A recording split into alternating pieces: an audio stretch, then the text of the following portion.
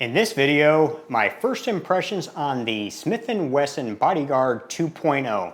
First impressions only, I have not shot it yet. Coming up.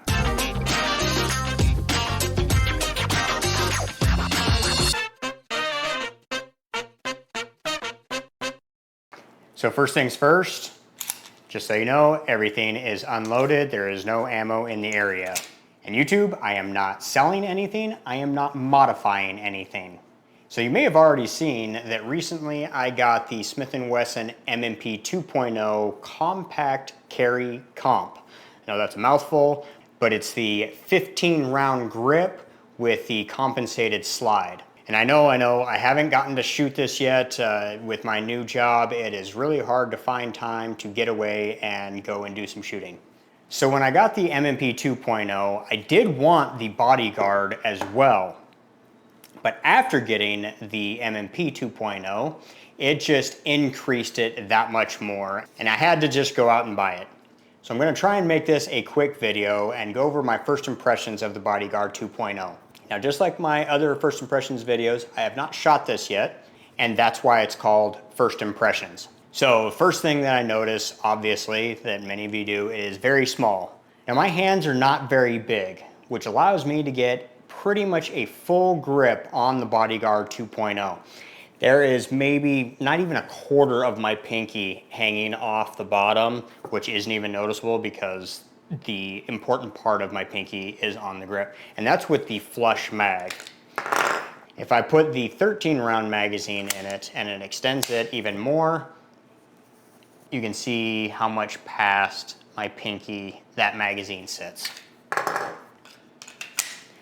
With the flush magazine, hopefully you can see just how much overhang there is, which is not very much. I can't even notice it.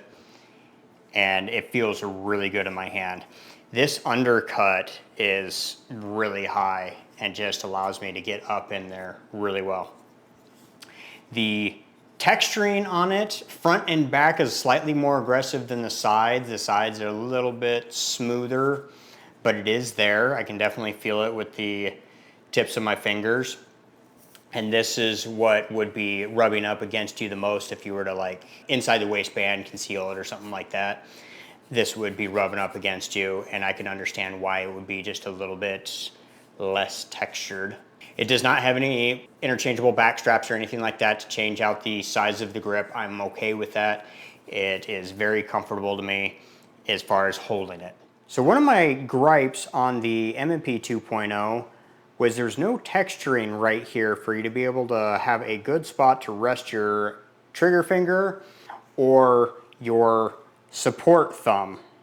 But on the Bodyguard 2.0, they do have that texturing that I was desiring on both sides of it. And it's pretty aggressive there. It is just as aggressive as the back and the front side, more aggressive than the sides. And so I am really happy that they did that. My finger rests perfectly there. And as you can see, we got serrations both front and back. And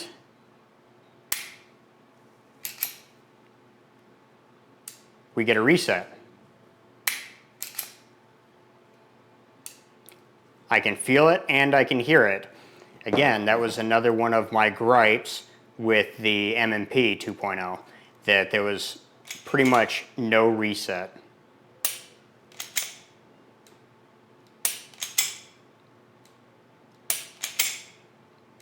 And another thing that I want to mention on the Bodyguard that I was very surprised to see, I didn't expect it, were these front sights.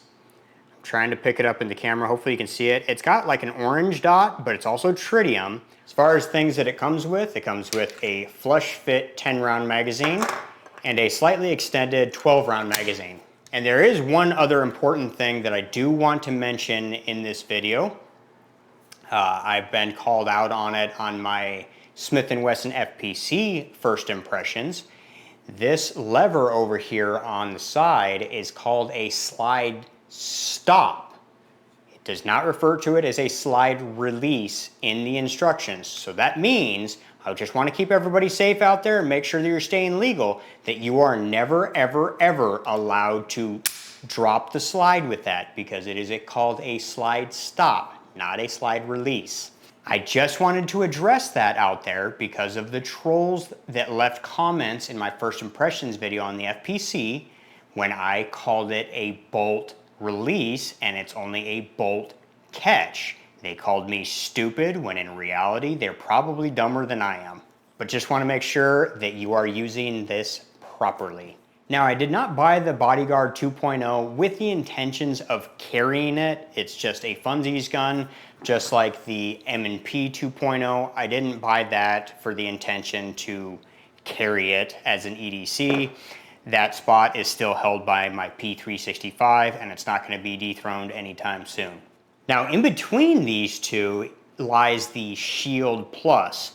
Now, I did hold the Shield Plus, and I used to own a standard Shield, and I just didn't like the shape of the grip. It's too long this way and too narrow this way, and it just didn't fit my hands very well. I did not like that, and so I thought that the Shield Plus might be a little bit different. I'm glad I held it before buying it because it's not different enough for me. I still don't like the shape of the Shield Plus grip, so I will not be buying the Shield Plus. So I don't want to get too rambly here, but I do want to go over a couple more things that I'm noticing that I didn't mention. We do have a flat face trigger in here. There's some texturing on the mag release, definitely feel that, and there's even some texturing here on the takedown lever, which is very aggressive, and the slide stop is a little bit extended, allowing easy manipulation of it to lock that back. It's not extended so that you can release it. Definitely not. Can't do that. Remember, on the angles of the slide, there are more serrations going around the top. Now, this is not optics cut, which is totally fine because I think something like this really doesn't lend itself great to having an optic on it. It's meant for small, maybe pocket carry type of concealment. Plus, the slide is so narrow, you're gonna have a lot of hang off with an optic on both sides. It's gonna be done, I'm sure, but it's not something that I personally am going to do. But anybody that wants to, more power to you. These are just my first impressions of the Bodyguard 2.0. I'm very happy of my purchase. It cost me about 400 pieces of 8, so it's not terribly expensive by any means. And I definitely think it's worth it if you are in the market for a tiny 380. And in the next video, I'm just gonna do a quick size comparison, comparing it to a few different firearms. And it's gonna be no means a direct like shooting comparison, just a size comparison. So keep an eye out for that. We'll just wrap it up here. That's it for this video. We'll catch you on the next project. See ya.